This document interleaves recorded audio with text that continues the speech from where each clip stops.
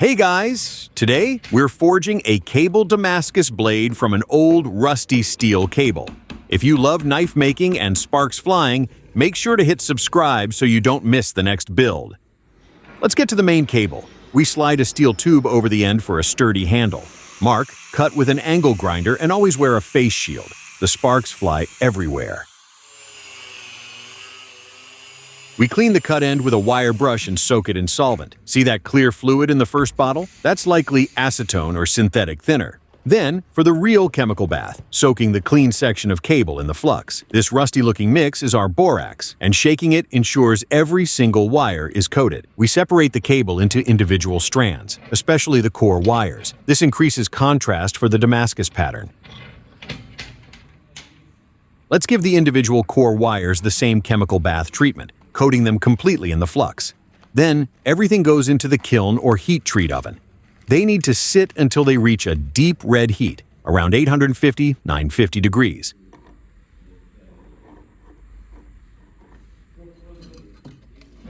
Once hot, strands are straightened on the anvil. This preconditioning avoids air gaps when building the main billet.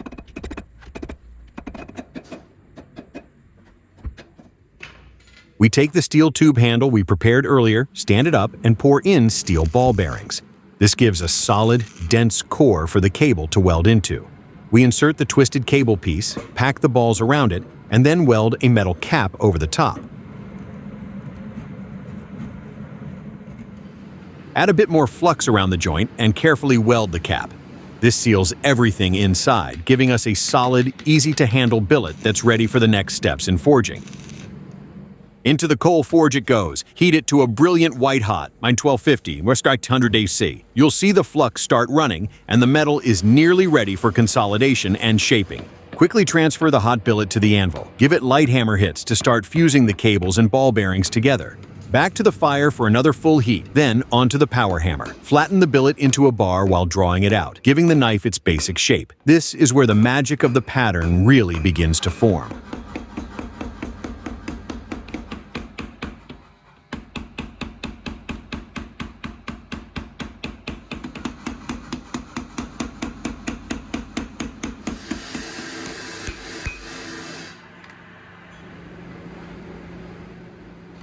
Chop saw time. Remove the temporary handle to expose the clean, forge-welded Damascus core. Use the surface grinder to clean the billet face perfectly flat. This ensures no hidden delaminations and allows a clear inspection of the weld quality. Now, it's ready for shaping into the blade.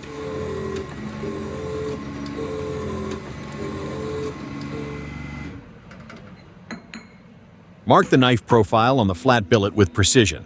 Then cut the rough shape using the angle grinder. Accurate cuts save a ton of grinding later. Efficiency is key.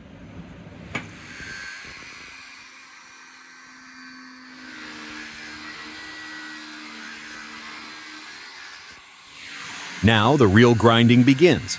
We switch to different wheels on the grinder and a belt sander to refine the curves, shape the tang, and blend the lines. I'm using a carbide burr in a drill chuck to clean up the handle area and a large disc sander to smooth the main contours.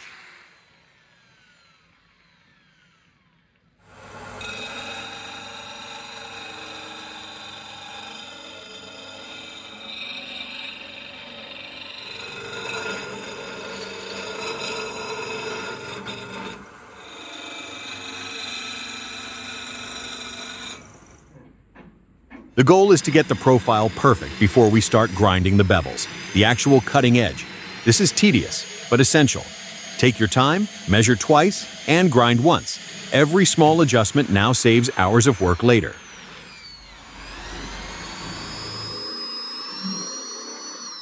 Time for the main event, bevel grinding.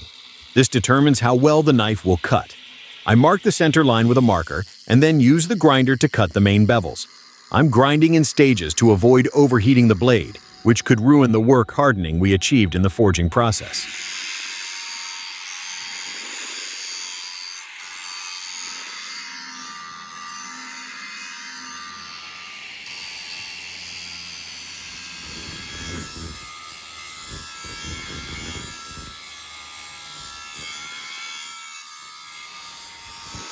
The goal is a nice, even grind down both sides, leaving a thick secondary bevel near the edge for strength.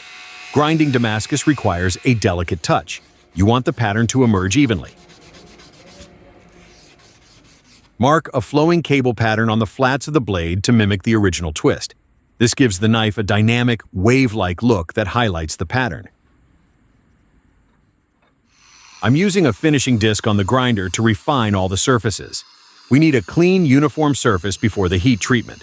If you leave deep scratches now, they will be impossible to remove after hardening. The last pass is a light, fast touch to remove the grinding marks.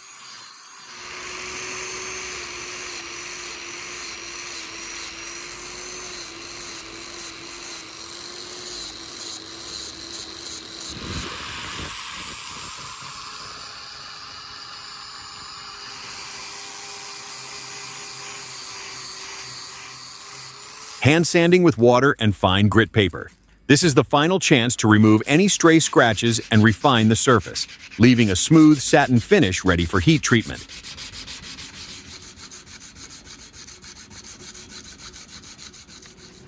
Now for the serious science, heat treatment. We heat the blade in the electric kiln until it reaches its critical temperature, a uniform, non-magnetic cherry red, approximately 800–850 degrees. This heat cycle realigns the steel's molecular structure. Then, a fast quench into the engine oil.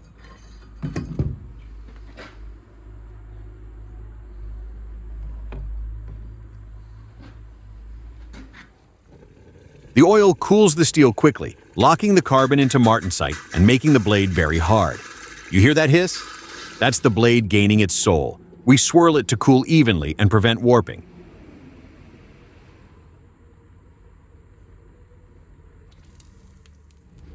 After quenching, the blade is covered in a black oxide layer. I clean this off with a brush and some solvent, revealing a dark surface. I take a piece of fine sandpaper and gently rub the surface. This creates a contrast. The high carbon wires will resist the acid, and the more pure iron wires will etch darker.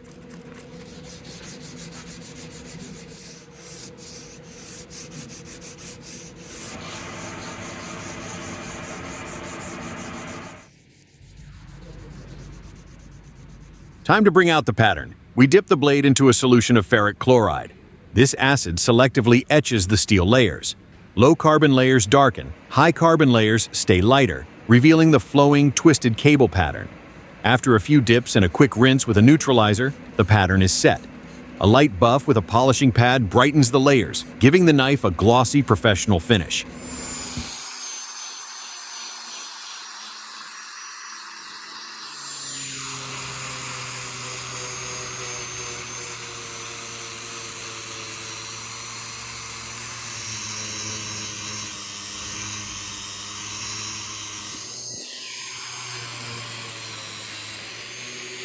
A fine blade needs a fine handle, so we start with the guard.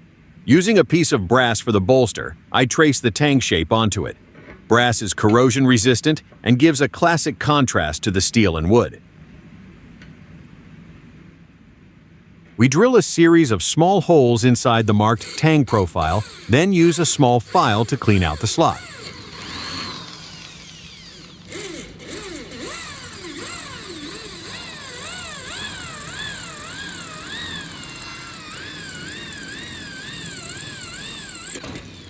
The goal is a perfect fit. You want the tang to slide in smoothly with a satisfying thunk and absolutely no gaps. Once that's confirmed, we move back to the grinder to carefully shape the guard into a symmetrical, rounded form, making sure all edges are smooth and the overall fit feels precise and professional.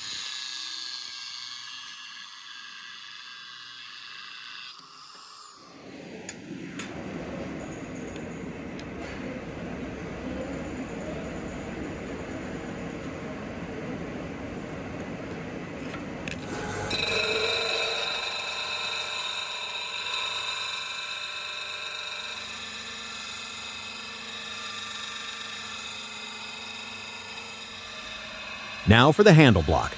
This looks like a piece of rich dark hardwood, possibly paca wood or a stabilized exotic wood for maximum durability. I mark the position of the tang, then use a drill and a burr to remove most of the material for the tang recess.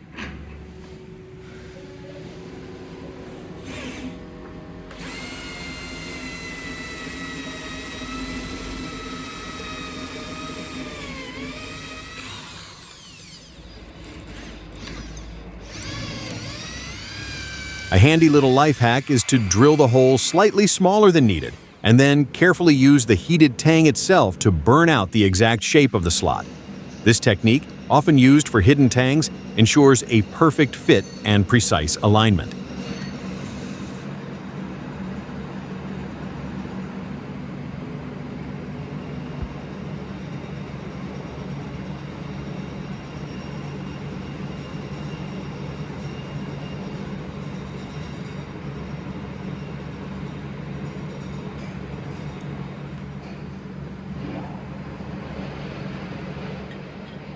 In this case, we're using a through tang construction, but the method still guarantees that the tang seats snugly and securely in the handle.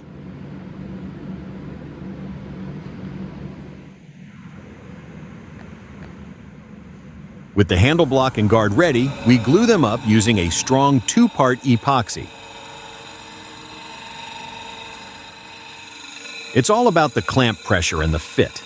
Once the epoxy has cured, and patience is a virtue here, though I rarely have it, we grind the handle to its final ergonomic shape.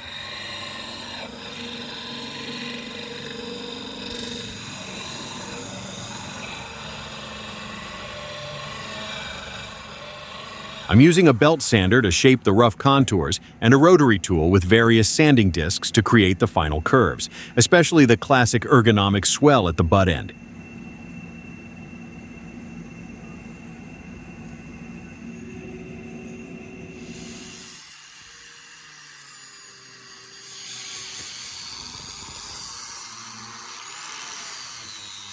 The final steps involve careful hand sanding to smooth every surface, followed by buffing with a polishing wheel and compound to bring out a deep, lustrous shine on both the brass and the wood. This process enhances the natural grain of the wood and the rich, dark color of the handle, giving the knife a stunning professional finish that really stands out.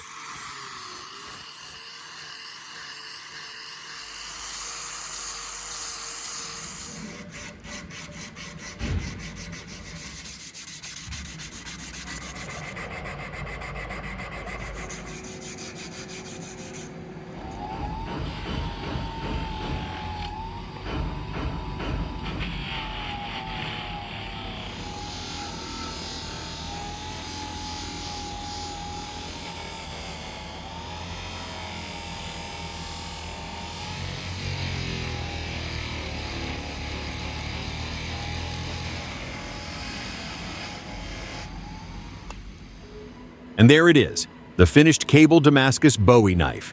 Check out the waves, spirals, and pattern depth. The dark wood handle and brass guard complete the classic look. Hit like and subscribe to follow the next build.